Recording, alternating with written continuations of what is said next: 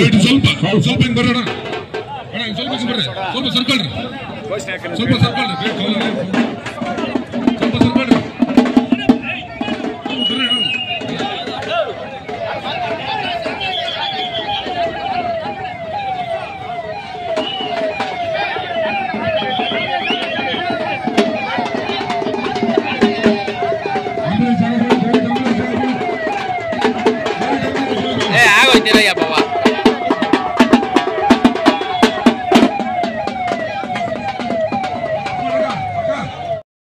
ಪ್ರತಿಭಟನೆ ಜೆಡಿಎಸ್ ಪಕ್ಷದಿಂದ ನಮ್ಮ ಜಿಲ್ಲಾಧ್ಯಕ್ಷರು ಮತ್ತೆ ಶಾಸಕರೆಲ್ಲ ಒಂದು ಪ್ರತಿಭಟನೆ ಮಾಡಬೇಕು ಅಂತ ಏನು ಇವತ್ತು ನಮ್ಮ ಕಾರ್ಯಕರ್ತರು ಮುಖಂಡರು ಎಲ್ಲರೂ ಬಂದಿದ್ದೀವಿ.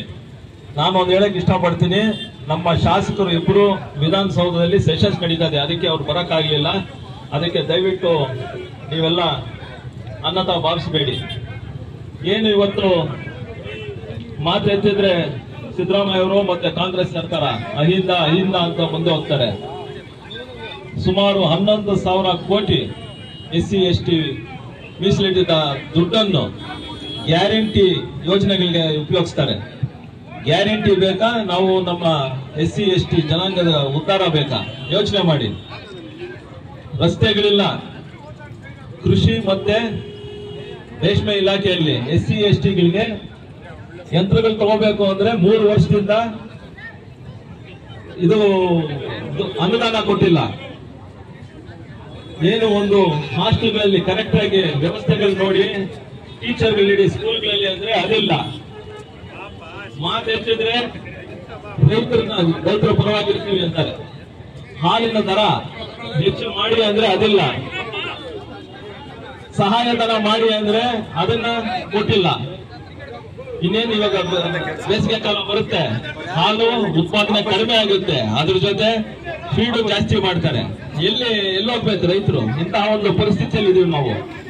ಈ ಸ್ಟೇಟ್ ಗೌರ್ಮೆಂಟ್ ಏನು ಕಾಂಗ್ರೆಸ್ ಸರ್ಕಾರ SC STಗಳ ದುಡ್ಡು ಬೇರೆ ಚುನಾವಣೆಗಳಿಗೆ, ತೆಲಂಗಾಣ ಚುನಾವಣೆಗೆ ಉಪಯೋಗಿಸ್ಕೊಂಡಿದಾರೋ ಅದು ಎಷ್ಟು CBIಯಲ್ಲಿ ಬಹಿರಂಗವಾಯಿತು. ಅದನ್ನ ಸಸ್ಪೆಂಡ್ ಮಾಡಿ ಏನ್ ಮಾಡಬೇಕು ಅಂತ ಮುಂದೆ ಆ ದುಡ್ಡು ವಾಪಸ್ ತಗೊಳ್ತೀವಿ ಅಂತ ಬಹಿರಂಗವಾಗಿ ಅಧಿವೇಶನದಲ್ಲಿ ಹೇಳ್ತಾರೆ.